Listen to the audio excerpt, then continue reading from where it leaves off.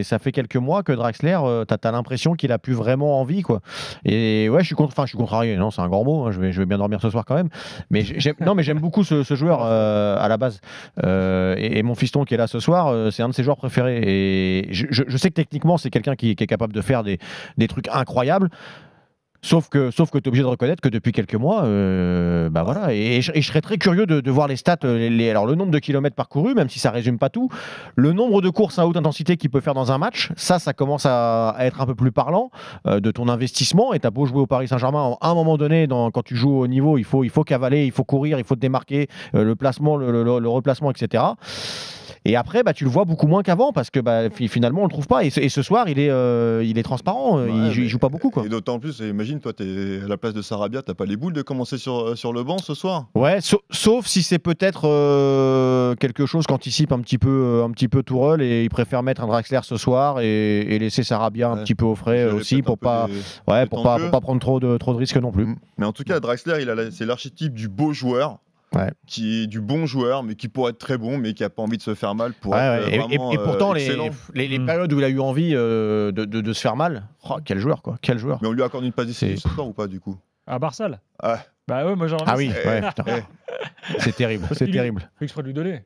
Ah ben non, mais il comprend tout. Alors ça, par contre, si on peut lui reconnaître quelque chose à Draxler, c'est qu'il s'adapte très très vite à la situation. Le premier Lyonnais lui file le ballon, il se dit je joue avec le deuxième Lyonnais, quoi. C'est bon, c'est ficelle. Appui, soutien, remise et pour le troisième, bim, le troisième fini. Beaucoup, mais tu vois, cette intelligence situationnelle. C'est vrai que ça compte. Ça compte. Au très haut niveau, ça compte. Après, allez, pour Draxler, pour le coup, il a quand même bien senti les espaces en première mi-temps où il fallait se placer. Et il a profité, je pense, du fait que tu avais Mendes et Aouar ou Touzard qui étaient très haut sur Gueye et Verratti. Du coup, tu vois, il a quand même une intelligence derrière de se placer et une intelligence tactique. Après, en effet, il faut qu'il se fasse un peu plus mal, le garçon, quand même. Ouais. On va parler de Lyon dans quelques instants, bien sûr. Un supporter lyonnais, on vous attend au 32-16, mais on va conclure donc avec Farid, qui lui voulait nous parler des latéraux du PSG. Salut Farid. Salut Gilbert, salut Damien, salut Pierre. Bonsoir Farid. Les latéraux, c'est une catastrophe quand même, les latéraux qu'on a quand même, que ce soit Kurzawa ou Meunier de l'autre côté. Alors Meunier, oui, il est bon quand il court les 100 mètres, mais dès qu'il voit un défenseur en face ou un Lyonnais en face ou un adversaire en face, il recule, il joue tout le temps en arrière. Ils savent pas centrer, c'est hallucinant. Alors j'ai entendu la personne qui est intervenue avant, le supporter parisien, qui disait qu'il préférait Cavani à Icardi. Mais Icardi, c'est difficile de le juger quand il n'a pas de ballon, il n'a pas de centre. Il a Mbappé qui accélère tout seul et qui essaie toujours de finir les actions. Les deux latéraux qui lui mettent jamais de ballon. C'est quand même difficile de le juger. Icardi, on le voit sur sa tête. À chaque fois, il est dépité, quoi. C'est vrai. C'est vrai qu'il n'y a pas eu beaucoup de centres. Hein. Et puis cette manie qu'on a aussi à lever le pied dès qu'on met un ou deux buts, c'est hallucinant. Moi, je suis vraiment, vraiment inquiet. Mais en fait, il y a un truc qu'on n'a pas dit d'ailleurs, mais c'est quand même Lyon en face, je le répète. Alors même si c'est pas le Lyon, on a déjà vu un Lyon largement meilleur. En fait, tu as l'impression que Tourelle, il prépare son match là contre Lyon comme si c'était Nîmes ou Brest. C'est le cas. Et puis, moi, les dernières prestations de Lyon te donnent pas l'envie de faire autrement. Et Farid a raison, et on l'a dit tout à l'heure. Pour moi, le match, il se résume dans la capacité du PSG à être inconstant au même niveau tout un match. Quand ils ont décidé ce soir, au bout de 20 minutes, de se mettre en route, Lyon n'a plus réussi à presser, à exister. Puis ça a fait très très mal, 1-0, 2-0. Quand Paris revient un petit peu en se disant 3-0, les Lyonnais, enfin entre guillemets, ont mis le troisième but pour le PSG, ils se disent inconsciemment ou pas, je sais pas, mais tu dois pas, quand t'es le PSG, être victime de ça. Ça se relâche et donc Lyon commence à exister un peu plus. Et puis le dernier quart d'heure, ils refinissent fort parce qu'ils se font peur. Il y a ce but de Cavani et voilà. Donc pour moi, c'est le PSG qui place le curseur à chaque fois dans ce genre de match.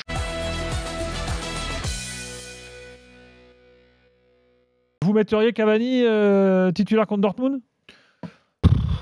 Moi, je serais bien embarrassé de répondre oui ou non tout de suite, mais honnêtement, si tu regardes effectivement les dernières performances d'Icardi, qui reste effectivement un buteur où tu sais qu'à un moment donné, s'il est sur le terrain, ça fait très longtemps qu'il n'a plus été titulaire. Ouais, mais alors après, est-ce qu'on ne doit pas se contenter de cette association avec 60 minutes, 70 minutes d'Icardi et tu fais rentrer un Cavani qui est toujours exemplaire quand il rentre comme ça, qui se dépense un peu plus longtemps que 5 ou 10 minutes. Alors tu lui laisses 20, 25 minutes à la fin d'un match s'il y a une décision à faire, ouais, effectivement. ça peut être ça. Aujourd'hui, si on suit vraiment la logique que la dynamique des deux, ouais. C'est ça, instauré dès le début. Il a fait jouer Icardi parce qu'il était performant et efficace. Et efficace, exactement. Et puis même dans le jeu, quoi, il y avait quand même quelque chose. Il était intéressant.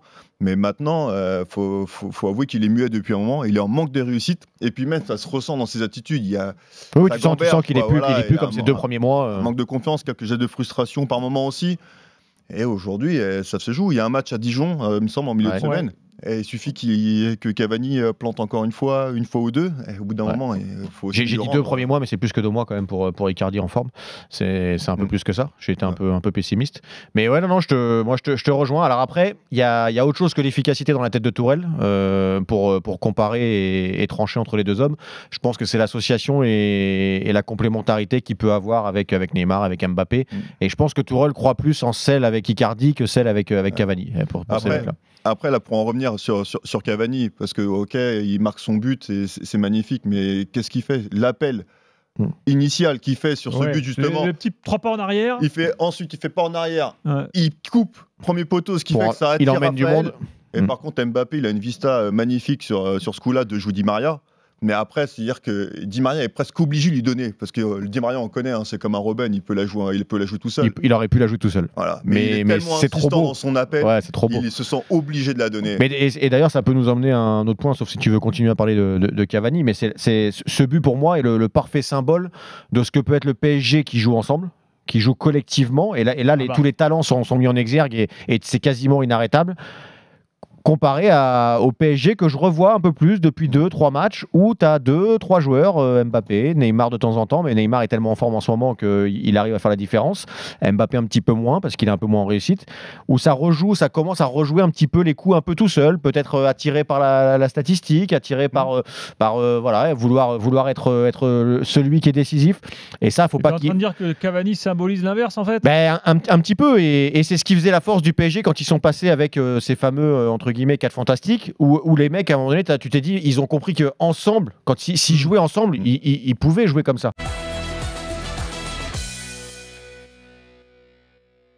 Lyon les gars, c'est quand même la semaine pourrie là. 0-0 contre Amiens, là défaite ce soir, défaite à Nice avant. Donc ça fait même 2 week-ends pourris plus la semaine.